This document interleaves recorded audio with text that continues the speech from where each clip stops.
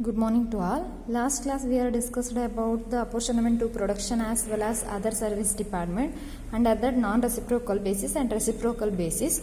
So reciprocal basis can be divided into two types, simultaneous equation method and repeated distribution method. So under that simultaneous equation method is nothing but the cost of service department is apportioned with the help of simultaneous equations. The result obtained through the help of simultaneous equations is reapportioned to the production departments on the basis of given percentage. That is called as a simultaneous equation method. That means simultaneous equation method ಅಂತ ಹೇಳಿದ್ರೆ ನಾವಿಲ್ಲಿ primary distribution ಮೆಥಡ್ನ complete ಮಾಡ್ತೀವಿ. Primary distribution ಮೆಥಡ್ನ complete ಮಾಡಿ ಅದರ basis ಮೇಲೆ ನಮಗೆ percentage of ಈಕ್ವೇಷನ್ನ ಕೊಟ್ಟಿರ್ತಾರೆ. ಆ ಪರ್ಸೆಂಟೇಜ್ ಆಫ್ ಈಕ್ವೇಷನ್ನ ರೀಅಪೋರ್ಷನ್ನ ಮಾಡ್ತೀವಿ. So that is called simultaneous equation method. So ಇಲ್ಲಿಂದ ನಮಗೆ 14 ಮಾರ್ಕ್ಸ್ ಸಮ್ಸ್ ಸ್ಟಾರ್ಟ್ ಆಗುತ್ತೆ. ಪ್ರೈಮರಿ ಡಿಸ್ಟ್ರಿಬ್ಯೂಷನ್ ಮೆಥಡ್ ಆಗಿರ್ಬೋದು, ಸೆಕೆಂಡರಿ ಡಿಸ್ಟ್ರಿಬ್ಯೂಷನ್ ಮೆಥಡ್ ಆಗಿರ್ಬೋದು, ಸೈಮಲ್ಟೇನಿಯಸ್ ಈಕ್ವೇಷನ್ ಮೆಥಡ್ ಆಗಿರ್ಬೋದು, ರಿಪೀಟೆಡ್ ಡಿಸ್ಟ್ರಿಬ್ಯೂಷನ್ ಮೆಥಡ್ ಆಗಿರ್ಬೋದು. 14 ಮಾರ್ಕ್ಸ್ಗೆ ಈ 4 ಮೆಥಡನ್ನ ಕೂಡ ಫಾಲೋ ಅಪ್ ಮಾಡಲೇಬೇಕು. Okay, next one is repeated distribution method.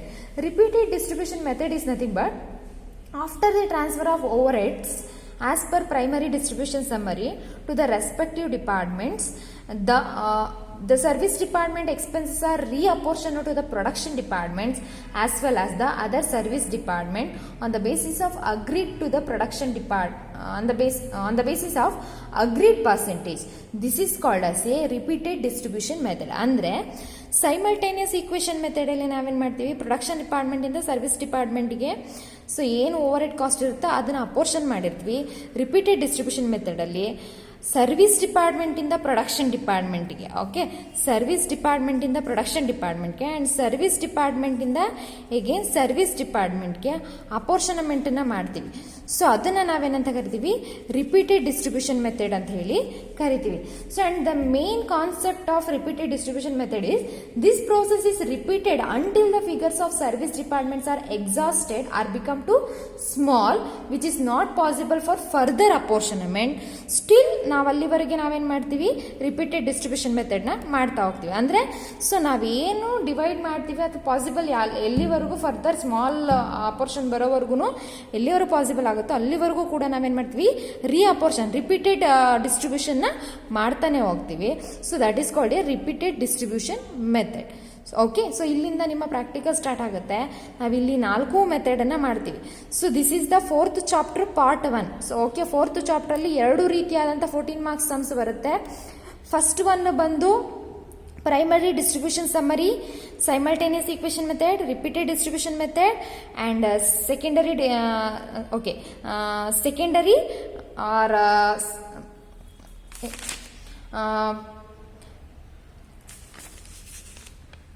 Secondary distribution summary. Okay, primary distribution summary or secondary distribution summary ಎರಡನ್ನೂ ಕೂಡ follow up ಮಾಡಬೇಕು. But ಇದು ಸ್ಟೆಪ್ ಬಂದು primary distribution summary, after that simultaneous equation method, after that repeated distribution method, final ಆಗಿ ನಾವು secondary distribution ಸಮ್ಮರಿನ ಮಾಡ್ತೀವಿ. Okay, practicals ಮಾಡಿದಾಗ ನಿಮ್ಗೆ ಗೊತ್ತಾಗುತ್ತೆ. So first one sum, see the problem. ನಾನು ಆಲ್ರೆಡಿ PDF ಫಾರ್ಮ್ಯಾಟ್ ನಿಮ್ಗೆ ಕೊಟ್ಟಿದ್ದೀನಿ. ಸೊ ಇಲ್ಲಿ ಫಸ್ಟ್ ಒನ್ ಸಮ್ ಬಂದು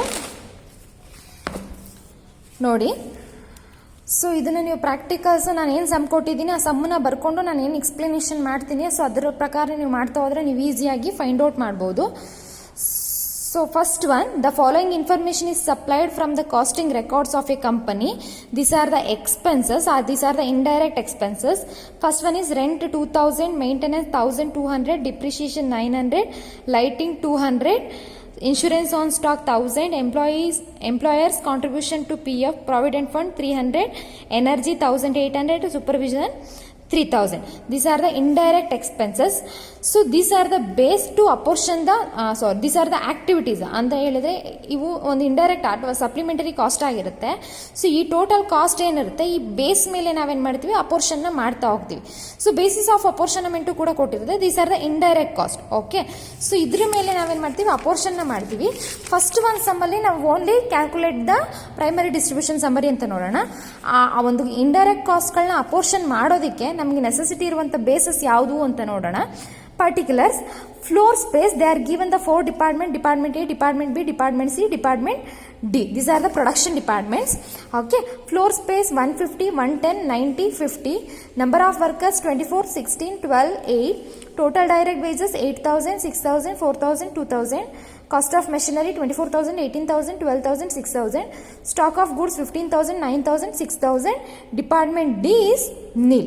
Okay, in the case of stock of goods, department D is nil. Next line, prepare a statement showing apportionment of cost to the various department. Okay, so ಇಲ್ಲಿ ನಾವು apportionment ಮಾತ್ರ ಮಾಡಬೇಕು based on the primary distribution summary. Okay, so ಈ ತರ information only production department information ಕೊಟ್ಟಂತ ಸಂದರ್ಭದಲ್ಲಿ ಬೇರೆ ರೀತಿಯಾದ ಯಾವುದೇ ಇನ್ಫಾರ್ಮೇಶನ್ ಕೊಟ್ಟಿಲ್ಲ, ಇಂಡೈರೆಕ್ಟ್ ಕಾಸ್ಟ್ಗಳು ಕೊಟ್ಟಿದ್ದಾರೆ, ಬೇಸಿಸ್ ಆಫ್ ಅಪೋರ್ಷನ್ಮೆಂಟ್ ಕೊಟ್ಟಿದ್ದಾರೆ. These are the basis of apportionment ಕೊಟ್ಟಿದ್ದಾರೆ ಅಂದ್ರೆ you should only calculate the primary overhead distribution summary. Okay, ಈ primary overhead distribution summary ಮಾಡೋದಕ್ಕೆ ಫಸ್ಟ್ ನಾವು ಬೇಸಿಸ್ ಆಫ್ ಅಪೋರ್ಷನ್ಮೆಂಟ್ ನೋಡ್ಕೋಬೇಕು. ಬೇಸಿಸ್ ಆಫ್ ಅಪೋರ್ಷನ್ಮೆಂಟ್ ಏನು calculate ಮಾಡಬೇಕಪ್ಪ ಅಂತ ಹೇಳಿದ್ರೆ working note 1, see the problem. Floor space is there, number of workers is there, total direct wages is there, cost of machinery is there, stock of goods is there. So based on this ನಾವೇನ್ ಮಾಡಬೇಕು, ಅದನ್ನ further calculation ಆಗದೇ ಇರೋ ರೀತಿಯಾಗಿ small amount ಬರೋವರೆಗೂ ಕೂಡ segregation ಮಾಡ್ಕೋಬೇಕು. First one is floor space. This is a working note 1. Floor space 150 department A, 110 department B, department C 90, department D 50, 150, 110, 90, 50. So ಇದನ್ನ ಡಿವೈಡ್ ಮಾಡಿದ್ರೆ 0 ಕ್ಯಾನ್ಸಲ್ ಆಗುತ್ತೆ. ಸೊ ಮಿನಿಮಮ್ ವ್ಯಾಲ್ಯೂ ಬಂದು ನಾವು ಇನ್ನ ಸೆಗ್ರಿಗೇಷನ್ ಅಥವಾ ಇನ್ನ ಡಿವೈಡ್ ಮಾಡೋದಕ್ಕೆ ಸಾಧ್ಯ ಇಲ್ಲ. ಸೊ ಹಾಗಾಗಿ 15, 11, 9, 5 ಬರುತ್ತೆ. ಫರ್ದರ್ ಕ್ಯಾಲ್ಕುಲೇಷನ್ಗೆ ಆಗೋದೇ ಇಲ್ಲ, ಇಲ್ಲಿ ಯಾವುದೇ ರೀತಿಯಾದ ಒಂದೇ ಟೇಬಲ್ ಇಂದ ಕೂಡ ಇಲ್ಲಿ ಹೋಗೋದಿಲ್ಲ. Next one is cost of machinery 24,000, 18,000, 12,000, 6,000. So ಇಲ್ಲಿ ನಾವು ಸ್ಮಾಲ್ ಅಮೌಂಟ್ಗೆ ಅಥವಾ ಸ್ಮಾಲ್ ವ್ಯಾಲ್ಯೂಸ್ಗೆ ಕನ್ವರ್ಟ್ ಮಾಡ್ಕೊಂಡಿದೀವಿ, 0 ಕ್ಯಾನ್ಸಲ್ ಮಾಡಿದೀವಿ. ಸೊ ಇಲ್ಲೇನು ಮಾಡಿದೀವಿ, 3 8 ಜ 24, 3 6 ಜ 18, 3 4 ಜ 12, 3 2 ಜ 6 ಮಾಡಿದೀವಿ. ಅಗೇನ್ 8 6 4 2 ನ ಡಿವೈಡ್ ಮಾಡಿದ್ರೆ 4:3:2:1 ಬರುತ್ತೆ. This is a small value.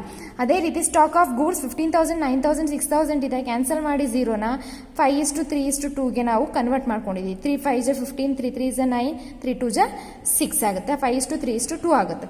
Next direct wages 8,000, 6,000, 4,000 and 2,000 ಇದೆ. ಸೊ ಅದನ್ನ ಸ್ಮಾಲ್ ವ್ಯಾಲ್ಯೂಸ್ಗೆ ಕನ್ವರ್ಟ್ ಮಾಡಿದ್ರೆ 4:3:2:1 ಆಗುತ್ತೆ. ನೆಕ್ಸ್ಟ್ ನಂಬರ್ ಆಫ್ ವರ್ಕರ್ಸ್ 24, 16, 12, 8 ಇದೆ. Department A B C D ಇದು. ಅದನ್ನು ಸ್ಮಾಲ್ ವ್ಯಾಲ್ಯೂಸ್ಗೆ ಕನ್ವರ್ಟ್ ಮಾಡಿದ್ರೆ 6:4:3:2 ಆಗುತ್ತೆ. So this is a working note. Without this ನಾವು apportionment of primary over distribution ಮಾಡೋದಕ್ಕೆ ಸಾಧ್ಯ ಇಲ್ಲ. ಸೊ ಫಸ್ಟ್ ವರ್ಕಿಂಗ್ ನೋಟ್ನ ಮಾಡ್ಕೊಂಡಿದ್ದೀನಿ. ನೆಕ್ಸ್ಟ್ ಒನ್ ಪ್ರಾಬ್ಲಮ್ಗೆ ಬನ್ನಿ. ಸೊ ಫಾರ್ಮ್ಯಾಟ್ ಈ ರೀತಿ ಇರುತ್ತೆ. Primary overhead distribution summary, particulars column, base column, total amount, indirect cost total amount column, production departments ಇದೆ. ಇಲ್ಲಿ 4 ಡಿಪಾರ್ಟ್ಮೆಂಟ್ಸ್ ಇದೆ. Department A B C D ಇದೆ. So ಹಾಗಾಗಿ ಎ ಬಿ ಸಿ ಡಿ ಅಂತ ಹಾಕೊಂಡಿದ್ದೀನಿ. Okay, particulars, basis, totals, production department. Under the production department 4 departments is there, A, B, C, D. Okay, so first one, these are the indirect cost. ಇದನ್ನ already ನಮ್ಗೆ information ಕೊಟ್ಟಿದ್ದಾರೆ. Rent, maintenance, depreciation, lighting, insurance on stock, employers contribution to PF, energy supervision. ಇದಿಷ್ಟನ್ನು ಕೂಡ ನಾನು list ಬರ್ಕೊಂಡಿದ್ದೀನಿ. And then total column ಅಲ್ಲಿ ಅದ್ರ ವ್ಯಾಲ್ಯೂಸ್ನ ಬರ್ಕೊಂಡಿದ್ದೀನಿ. So ಇವಾಗ ನಿಮಗೆ ಇಂಪಾರ್ಟೆಂಟ್ ಕಾನ್ಸೆಪ್ಟ್ ಅಂತ ಹೇಳಿದ್ರೆ, ನಾನು ಥಿಯರಿ ಮಾಡಬೇಕಾದ್ರೆ ಒಂದು ಫಾರ್ಮ್ಯಾಟ್ನ ಕೊಟ್ಟಿದ್ದೀನಿ. That is called a particulars and basis of apportionment. Okay, allocations ಮತ್ತು ಅಪೋರ್ಷನಮೆಂಟ್, ಬೇಸಿಸ್ ಆಫ್ ಅಪೋರ್ಷನಮೆಂಟ್ ಕಾಲಮ್ನ ಕೊಟ್ಟಿದ್ದೀನಿ. ಅದರ ಬೇಸ್ ಮೇಲೆ ನೀವು ರೆಂಟ್ನ ಯಾವ ಬೇಸ್ ಮೇಲೆ ಕ್ಯಾಲ್ಕುಲೇಟ್ ಮಾಡ್ತಾರೆ, ಮೇಂಟೆನೆನ್ಸ್ನ ಯಾವ ಬೇಸ್ ಮೇಲೆ ಕ್ಯಾಲ್ಕುಲೇಟ್ ಮಾಡ್ತಾರೆ, ಡಿಪ್ರಿಷಿಯೇಷನ್ನ ಯಾವ ಬೇಸ್ ಮೇಲೆ ಕ್ಯಾಲ್ಕುಲೇಟ್ ಮಾಡ್ತಾರೆ ಅಂತ ನೋಡಬೇಕು. ಸೊ ಕಂಪ್ಲೀಟಾಗಿ ನೀವೇನು ಮಾಡಬೇಕು ಅಂದರೆ, ಆ ಬೇಸಿಸ್ ಆಫ್ ಅಪೋರ್ಷನಮೆಂಟ್ ಫಾರ್ಮ್ಯಾಟ್ ಏನಿದೆ, you should keep it in your mind ಅಂತ ಹೇಳ್ತೀನಿ. ಓಕೆ, ಸೊ ಅದರ ಬೇಸ್ ಮೇಲೆ ನೀವು ಕ್ಯಾಲ್ಕುಲೇಟ್ ಮಾಡೋದಕ್ಕೆ ಸಾಧ್ಯ. Without the knowing of apportionment we can not calculate the primary overhead distribution summary. Okay, so first one is rent. Rent is calculated based on the floor area. We are already find out the floor area percentage or ratios. So 15:11:9:5. So total 15 plus 11 plus 9 plus 5 equals to 40. So rent total value is 2,000. 2,000 into department A have 15 ratio. 15 divided by total 15 plus 11 plus 9 plus 5 equals to 40. So 2,000 into 15 divided by 40. On that time you get 750 in the department A.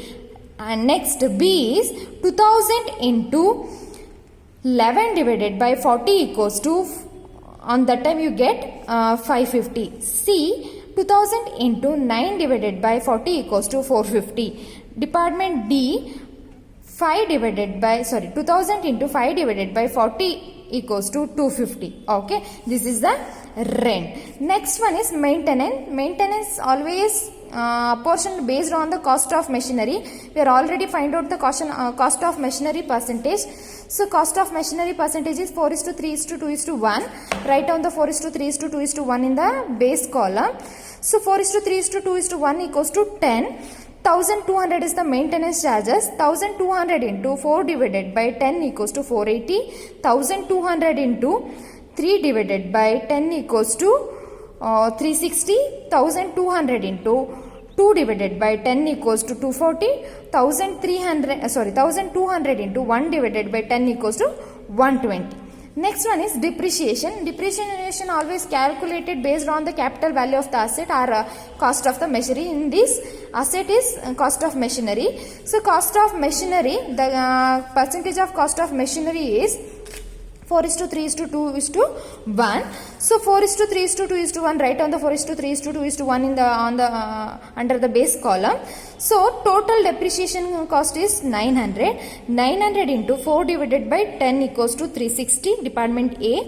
Department B, 900 into 3 divided by 10 equals to 270. Department B. Department C, 900 into 2 divided by 10, 180. Department D, 900 into 1 divided by 10 equals to 90. Next one is lighting. Always lighting calculated based on the floor area. In the absence of floor area, we are calculated light points basis. Okay. So in this problem, they are given the floor area. Floor area is 15, 11 and 9, 5. Okay. So total lighting charges is 200. 200 into 15 divided by 40 equals to 75. 200 into 11 divided by 40 equals to 55. 200 into 9 divided by 5 equals to 45. 200 into 5 divided by 40 equals to 25. Next one is insurance. Insurance always calculated based on the stock of goods. Stock of goods is 5:3:2 small value. So insurance cost is 1000. 1000 into 5 divided by 10 equals to 500. 1000 into 3 divided by 10 equals to 300. 1000 into 2 divided by 10 equals to 200. D column is nil because they are not given the information about the D column related to stock of goods. Next one, employer's contribution to PF. Employer's contribution to PF is always based on the direct wages as per the format.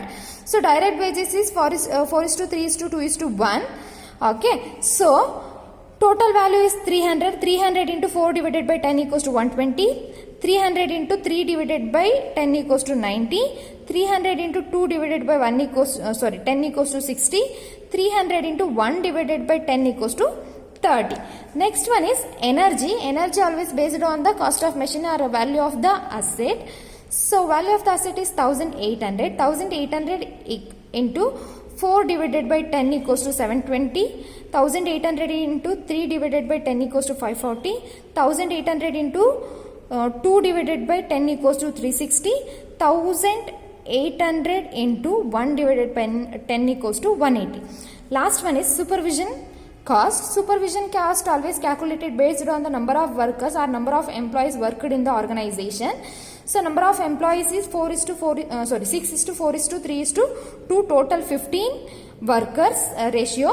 So 3000 is the supervision cost. 3000 into 4 divided by 15 equals to 1200. 3000 into 4 divided by 15 equals to 800. 3000 into 3 divided by 15 equals to 600. 3000 into 2 divided by 15 equals to 400. Okay, this is a primary overhead distribution summary. So ಇವಾಗ total ಮಾಡಿ, total columns ನ total ಮಾಡಿ ಇದಕ್ಕೆ ನಾವು particular base total last column ಅಲ್ಲಿ total overheads ಅಂತ name ಕೊಡಿ. Total column total cost ಬಂದು ಇಂಡೈರೆಕ್ಟ್ ಕಾಸ್ಟ್ ಬಂದು 10,400, department A total 4,205, department B 2,965, department C 2,135, department D 1,035. So ಈ 4 ಡಿಪಾರ್ಟ್ಮೆಂಟ್ನ ಟೋಟಲ್ ಮಾಡಿದ್ರೆ 10,400 ಬಂದರೆ 10,400. So that is called as A total over head. This is a primary overhead distribution summary. Okay, this is a 14 marks sum.